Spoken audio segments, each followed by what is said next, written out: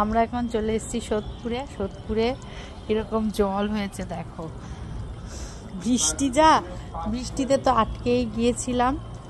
তারপরে এই দেখো জল যেন মনে হচ্ছে ওইদিকে ভর্তি জল হয়েছে, সেই জল এদিক দিয়ে যাচ্ছে। ও জল দেখে রিদ্ধি জলের মধ্যে ছ্যাপ ছ্যাপ করছে। এই রাস্তা এদিকটা জল নেই, ওইদিকে জল, সেই জলটা এই রাস্তা দিয়ে পাস হচ্ছে। আমি এরকম ঘরের মধ্যে ছিলাম, এত যে বৃষ্টি হয়েছে বুঝিনি। এখানে এসে দেখছি প্রচন্ড বৃষ্টি, আর বৃষ্টিতে প্রচুর জল। রাস্তায় কিছু কিছু রাস্তায় এত জল জমে গেছে, ঘরের মধ্যে থেকে বুঝিনি যে এত বৃষ্টি। আর এখানে যেন মনে হচ্ছে স্রোত বইছে।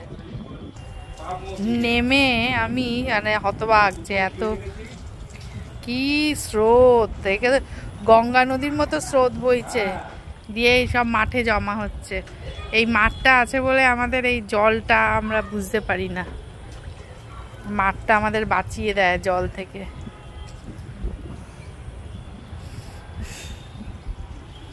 কি জল, সব মাঠে গিয়ে জমা হচ্ছে। এই জলে অনেক সময় মাছও ভেসে আসে।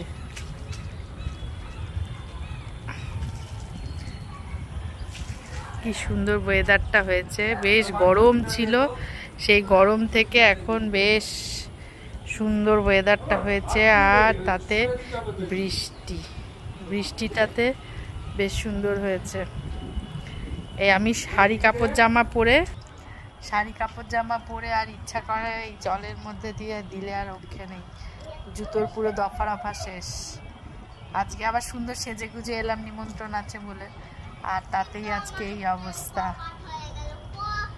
কি হয়েছে মানে পপাট মানে তোর ওই কোড ল্যাঙ্গুয়েজ আমি বুঝিও না। চটি দাও, চটি না হলে হবে না। কই আমি এই জল পারি এখন ঢুকতে, গ্যারেজ দিয়ে যে ঢুকবো তারও উপায় নেই। দাঁড়াও ঢুকছি, আসছি। এই জল পাড়াতে তো খুব ভালো লাগে, কিন্তু এই ড্রেস পরে এই জল পাড়াতে যে কি বিরক্তিকর লাগে। বেশ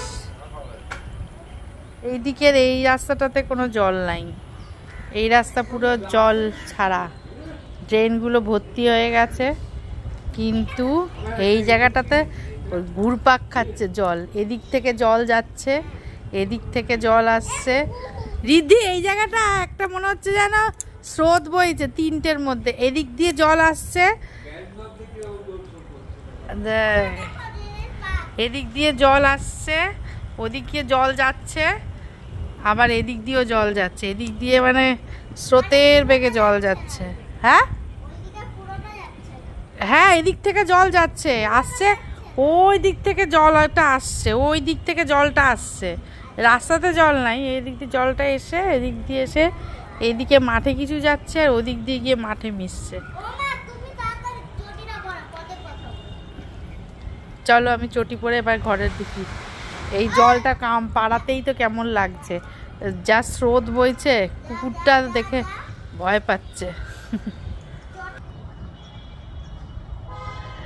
এই হচ্ছে জল, পুকুর হয়ে গেছে, মাঠ তো পুকুর পুরো।